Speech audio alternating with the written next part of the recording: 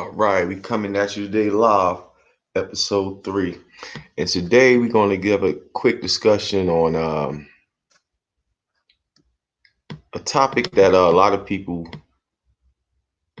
or definitely a food that a lot of people consume. It's a topic that's out there that, it's discussed regularly, but just want to give a little insight on it. Milk.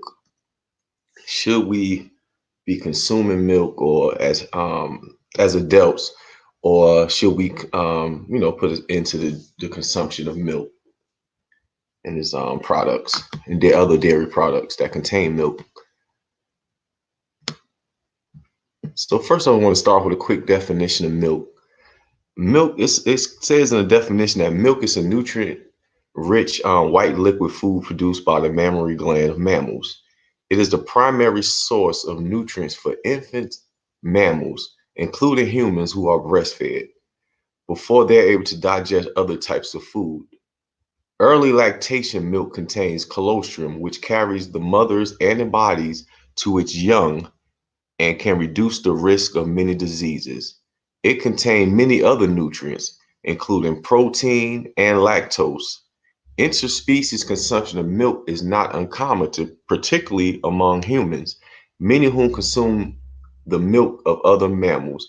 And in the definition, it shows that milk is given to the young, and how this white liquor is produced by the mammary gland of mammals. Um, the mammary gland, which is an exocrine gland in humans and other mammals that produce milk to feed young offsprings. Mammals get the name mama from the breast. The mammary gland are arranged in organs such as in breast, in primates, which are examples like humans, chimpanzees, and other ruminants, such as cows, goats, and deers. So even in that definition, we talked about the mammary gland. It talks about this gland that produces milk and is given to, again, to the young offsprings. And even in the definitions, it goes to talk about, these are key words in the definition of milk. It talks about the mammals, which are mammalia, come from mammary gland, which is a female, and which it produces milk again from feeding and nursing their young. And so both definitions, all three, it shows you that when you milk in its normal form is good for giving to your young offsprings, meaning the woman, a female, she gives her child milk when that child is a child, and that to a certain age, as you get, the woman breast no longer gives milk anymore. So at that point, would it be safe to say it's time to just let milk go, or do we actually need milk to continue on throughout life?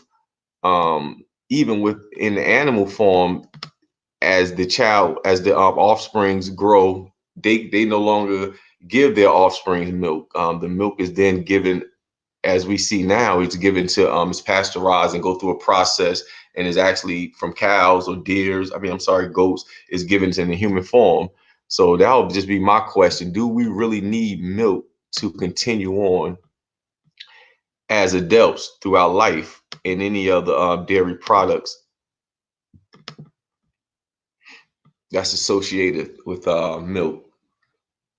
Some key facts on milk and other dairy products: it's a high source in saturated fat. It causes a lot of diseases, such as heart disease, type 2 diabetes, Alzheimer's diseases. It is even increased risk of breast and ovarian cancer and prostate cancer, which a lot of men suffer from. A lot of women we see now are having to deal with breast cancer, and that's one of the leading factors that comes from dairy and milk and things like that.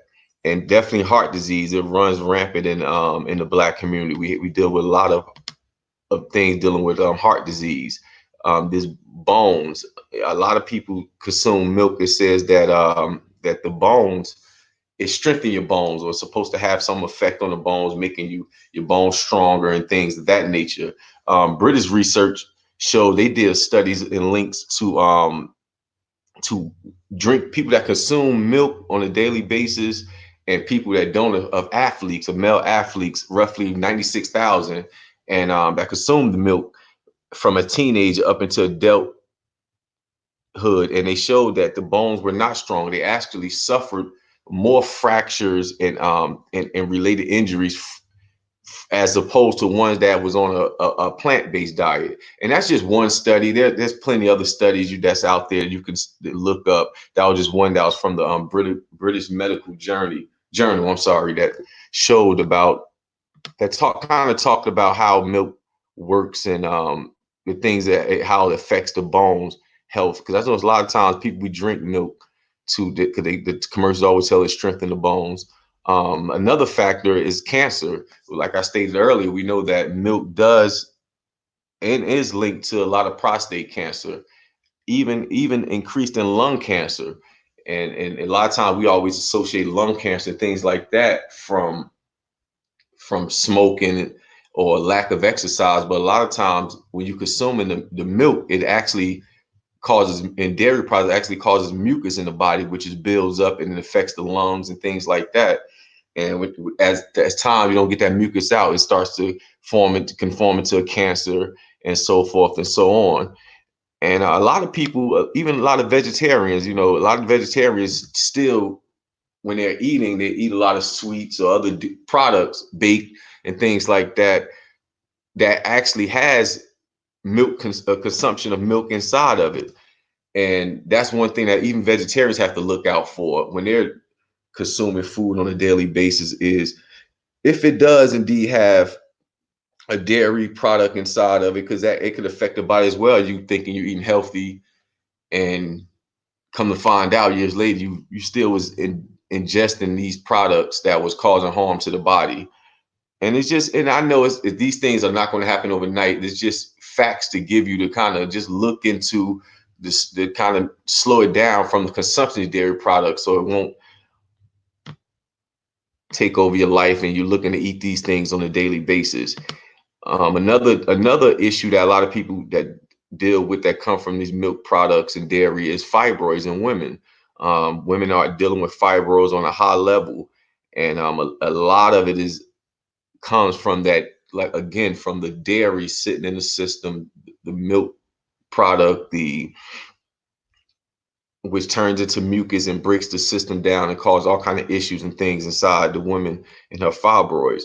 But I just don't want to leave you with and talk about all the bad things that milk does, and don't leave you with any information on what are alternative ways you can get away from the milk and dairy products, even in your cooking or just in your consumption of daily food, even drinking milk, or even if you're eating cereal or in your oatmeal.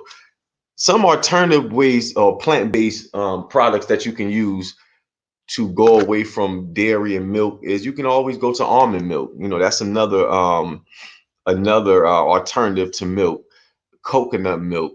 They have a lot of things out there on the market. Hemp milk, it works. Oat milk, and you have cashew milk and macadamia milk. These items here are plant-based. They don't contain dairy. Yeah, it's ingestible. You can eat it, you can drink it, you can put in your milk, your products that you're cooking and baking with. They work fine. It won't change the taste or anything like that.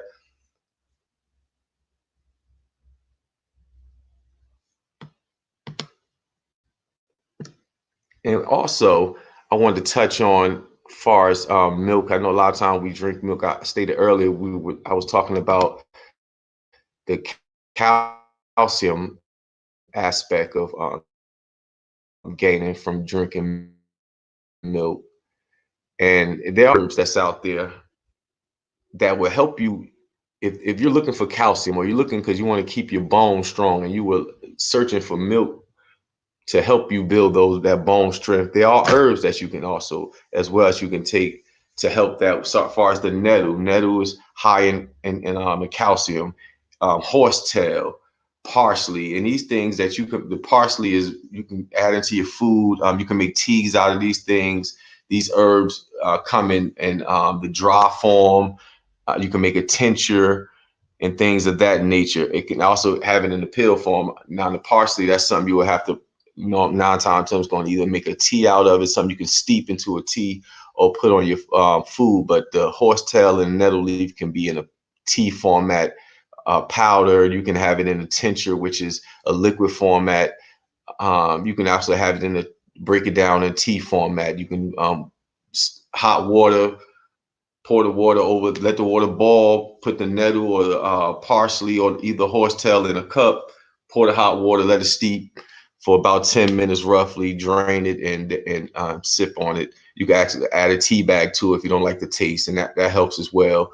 Other foods that's actually high in calcium, if you're looking for bone strength, that's why you're taking dairy or milk, and it's sweet potatoes. That's another form that's high in calcium. Eat a lot of sweet potatoes, dandelion leaf greens. I'm sorry, those are high in calcium. Your romaine lettuce is very high in calcium. Oatmeal is very high in calcium. Just kind of want to, with the oatmeal is, I would say use the old-fashioned oatmeal instead of the instant oatmeal, because a lot of instant oatmeal does come with have a lot of sugar inside of it. Just want to kind of watch out for that sugar intake. Another one is watercress. Watercress is definitely high in calcium and vitamin K, magnesium. It's an antioxidant, and it has a vitamin C that's high. So watercress will be another food that'd be great to eat when you're just trying to find alternatives and things like that to kind of get away from the dairy and milk products. But yeah, those little things I want to share today on dairy. And should we still, as adults, consume milk and other dairy products, or should, and when we become an adult, should we stop that?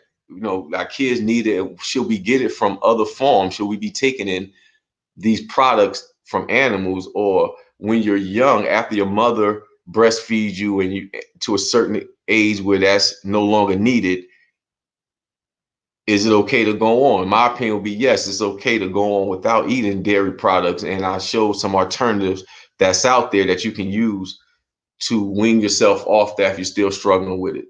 But this is Black Karma. I just want to come in today to share some knowledge, and I appreciate your time. To the next time.